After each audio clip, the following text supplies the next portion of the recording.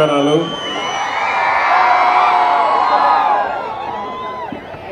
ఈరోజు మనం అందరం కూడా ఒక మంచి కార్యక్రమం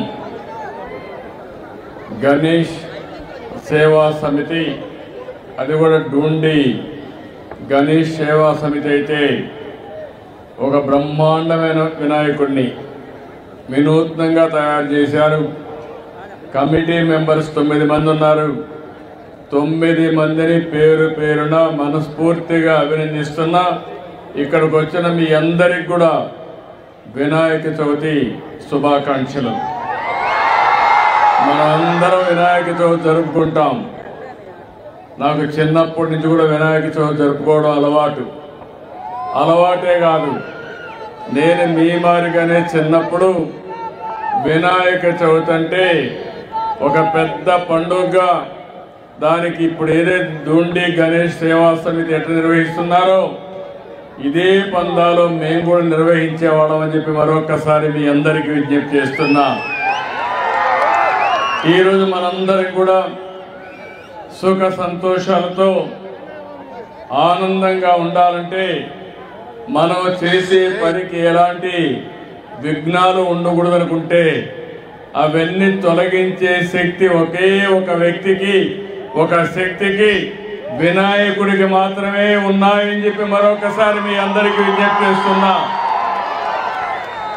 చిన్న పిల్లలకు బాగా చదువు రావాలంటే పుస్తకాలు తీసుకెళ్ళి వినాయకుడి దగ్గర పెట్టి పూజ చేసి అక్కడి నుంచి పిల్లలు బాగా చదువుకునే పరిస్థితి వస్తుంది. ఈరోజు ఈ యొక్క వినాయకుడికి పూజ చేశాం. మనస్ఫూర్తిగా కోరుకున్నాను, భవిష్యత్తులో ఆంధ్రప్రదేశ్ రాష్ట్రానికి ఏ ఇబ్బందులన్నీ తొలగిపోయి ఎలాంటి బాధలు లేకుండా మీరందరూ కూడా సుఖ సంతోషాలతో ఉండాలని వినాయకుడిని ఏడుకున్నాను. తప్పకుండా ఆశీర్వదిస్తాడని చెప్పి నేను ఆశిస్తున్నాను. భారతదేశంలో మనందరికీ ఒక సాంప్రదాయం, ఒక్కొక్క మతానికి సంబంధించిన వాళ్ళు కొన్ని పండుగలు చేసుకుంటాం. కానీ ఈరోజు దేశం మొత్తం పెద్ద ఎత్తుతో జరుపుకునే పండుగ వినాయక పండుగ. గణపతి ఉత్సవాలైతే ఎవరెవరు ఏ విధంగా చేసుకోవాలంటే ఆ విధంగా చేసుకుంటూ ప్రతి వాడలో, ప్రతి గల్లీలో, ప్రతి టౌన్లో జరిగే అతిపెద్ద పండుగ ఈ గణేష్ పండుగ అని చెప్పి కూడా మీ అందరికీ తెలియజేస్తున్నా. అయితే ఈ సందర్భంగా ఈరోజు మీరు ఇక్కడ చూస్తే ఈసారి వినాయక చవితికి ఒక ప్రత్యేకత ఉంది. ప్రతి సంవత్సరం మీరు కానీ గణేష్ పండుగ చేసుకోవాలంటే ఒక మైక్ పెట్టుకోవాలి. మైక్ పెట్టుకోవాలంటే పర్మిషన్ కావాలి. మీరు కరెంటు తీసుకోవాలి, కరెంటు కూడా మళ్ళీ బిల్లు కట్టాలి, పర్మిషన్ తీసుకోవాలి. ఈసారి మొట్టమొదటిసారి చరిత్రలో ఎలాంటి పర్మిషన్ అవసరం లేకుండా మీరు గణేష్ ఉత్సవాలు చేసుకోవాలంటే ఇక్కడ ఏర్పాటు చేసిన దానికి అన్నిటి కూడా కరెంటు ఉచితంగా ఇచ్చామంటే అది మీ మీద ఉండే ప్రేమ. ఇంత మునుపు గణేష్ ఉత్సవాలు జరుపుకోవాలంటే అనేక విఘ్నాలు అన్ని విధాలా ప్రతిఘటించి మీరు జరుపుకునే పరిస్థితి. ఈరోజు గణేష్ ఉత్సవాలు జరుపుకోవాలంటే ఎలాంటి పర్మిషన్ లేకుండా ఉచితంగా అన్ని కూడా మీకు ఇది జరిపించుకునే వేడుక అని చెప్పి మరొకసారి విజ్ఞప్తి చేస్తున్నా. దీనికి ఒక 30 కోట్లు ఖర్చు అవుతుందన్నారు. పర్వాలేదు, ఎంతైనా సరే మీ ముఖంలో ఆనందం చూడాలనే ఏకైక కోరికతో ఈ కార్యక్రమానికి శ్రీకారం చుట్టాం. ఇక్కడ ఏదైతే గణేష్ ఉన్నాడో మీరు చూస్తే సిట్టింగ్ పొజిషన్లో అతి శక్తివంతమైన గణేశ్వరుడు ఇక్కడ ఉన్నాడు, మన దగ్గర ఉన్నాడు. అది కూడా మీరు ఒకసారి చూస్తే మట్టితో చేశారు. అందులో కూడా ఇప్పుడు చెప్తున్నారు.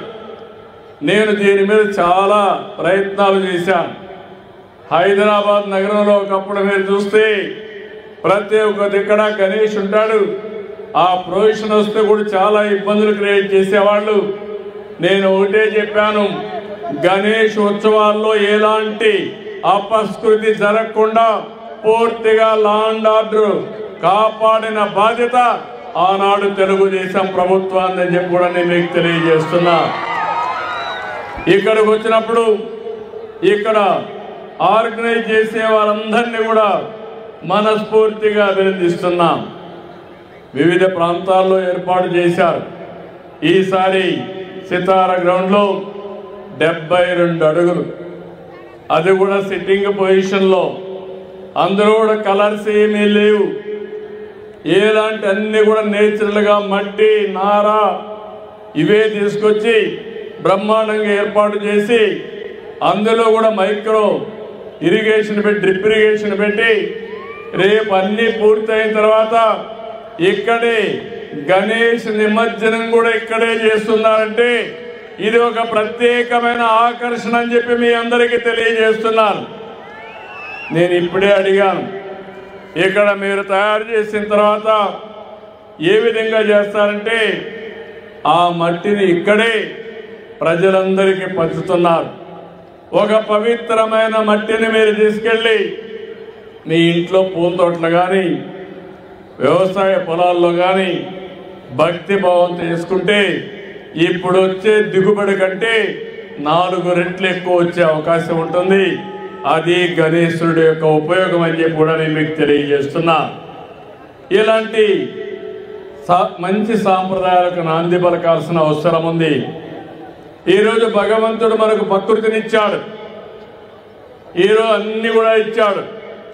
కానీ రాను రాను కొన్ని రోజులకు మీరు చూస్తే ఎక్కడికక్కడ కలుషితమైన వాతావరణం వచ్చింది. నీరంతా కలుషితమయ్యే పరిస్థితి వచ్చింది. వాతావరణం కలుషితమైపోయే పరిస్థితికి వచ్చింది.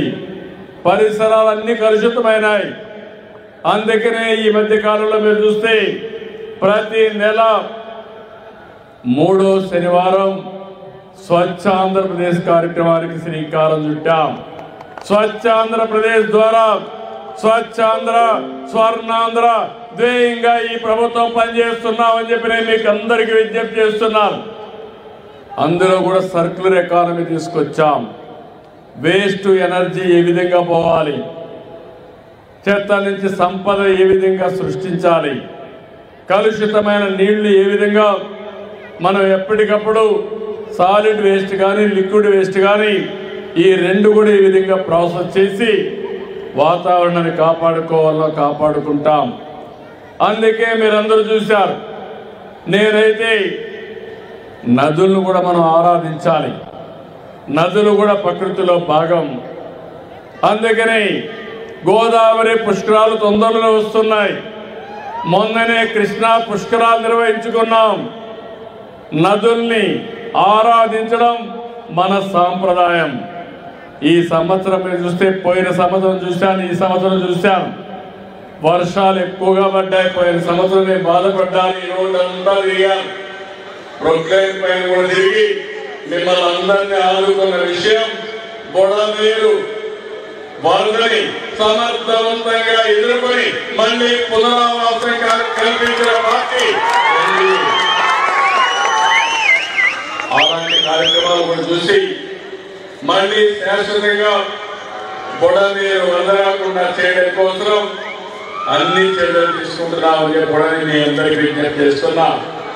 ఈ సంవత్సరం అయితే ఇప్పటికే 1500 టీఎంసీ నీళ్లు గోదావరి ద్వారా సముద్రంలోకి వెళ్ళాయి. ఇంకో పక్క కృష్ణా వరదలు కూడా ఈ సంవత్సరం మన పది ప్రాంతాల్లో వర్షాలు పడి బ్రహ్మాండంగా వచ్చే పరిస్థితికి వచ్చాయి. ఇప్పటికే 500 టీఎంసీ నీళ్లు సముద్రంలోకి పోయే పరిస్థితి వచ్చింది. రాష్ట్రంలో అన్ని జలాశయాలు పూర్తిగా నీళ్లున్నాయి. ఈ రోజు మనందరం కూడా పండుగలు జరుపుకుంటున్నా అంటే అన్నిటికంటే నాకు ఆనందం, ఈ రాష్ట్రంలో కరువు లేకుండా చేసి పండుగలు ఘనంగా జరుపుకునే విధంగా ముందుకు పోతామని ఒకసారి మీ అందరికీ విజ్ఞప్తి చేస్తున్నాం. ఈరోజు మీ ఆనందం చూస్తున్నాం. ఇటీవల కాలంలో మేమైతే మీరు చూశారు. నేను ఎన్నికల ముందు ఏవైతే చెప్పానో సూపర్ 6 చెప్పా. ఈరోజు సూపర్ 6 ని సూపర్ హిట్ చేసి గణేష్ ఉత్సవాలు జరుపుకుంటున్నాం. ఒక పక్క సంక్షేమ కార్యక్రమాలు చేయడమే కాకుండా ఇంకో పక్క అభివృద్ధి కార్యక్రమాలు కూడా నాంది పలికాం. దేశంలో ఎక్కడా జరిగిన అభివృద్ధి మన రాష్ట్రంలో చేస్తున్నాం. నేను ఒకటే సంకల్పాన్ని తీసుకున్నాం. రాబోయే రోజుల్లో ఆంధ్రప్రదేశ్ రాష్ట్రం 2047కి స్వర్ణ ఆంధ్రప్రదేశ్ గా తయారు కావాలని, మీ జీవన ప్రమాణాలు పెరగాలని, మీరు ఆనందంగా ఉండాలని ఏకైక లక్ష్యంతో ముందుకు పోతున్నాం. అలాంటి సందర్భంలో ప్రతి సంవత్సరం గణేష్ ఉత్సవాలు జరుపుకోవాలి, వినాయకుడిని ప్రార్థించాలి. ఎలాంటి అవరోధం లేకుండా, విఘ్నాలు లేకుండా విఘ్నేశ్వరుడు మనల్ని కాపాడాలని, మనల్ని ఆశీర్వదించాలని మరొకసారి కోరుకుంటూ ఈ కార్యక్రమానికి వచ్చిన మిమ్మల్ని అందరినీ పేరు పేరున మనస్ఫూర్తిగా అభినందిస్తూ అందరికీ ధన్యవాదాలు. జై హింద్, జై జై సార్. మన గణేష్ ఉత్సవం తరఫున మీరు ఏదైతే మండపానికి ఉచిత కరెంట్ ఇచ్చిన సందర్భంగా చిరుకాలపై ఇవ్వడం జరుగుతుంది సార్.